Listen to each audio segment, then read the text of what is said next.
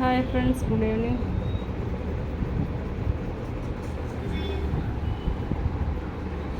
ఇది అటుకుల ఉప్మా అండి. ఇందులో పల్లీలు తాలింపులు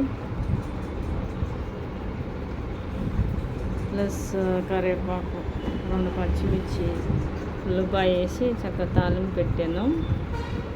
ఇందులో కొంచెం లైట్గా నిమ్మరసం కలుపుకొని, కొంచెం సాల్ట్ కలుపుకొని తాలింపులోనే వేసేసుకోవాలి సాల్ట్.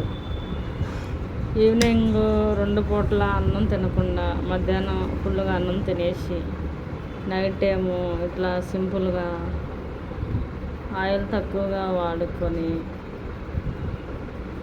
తింటే కనుక వెయిట్ లాస్ అవుతారు. ఫ్యాట్ అనేది ఉండదు,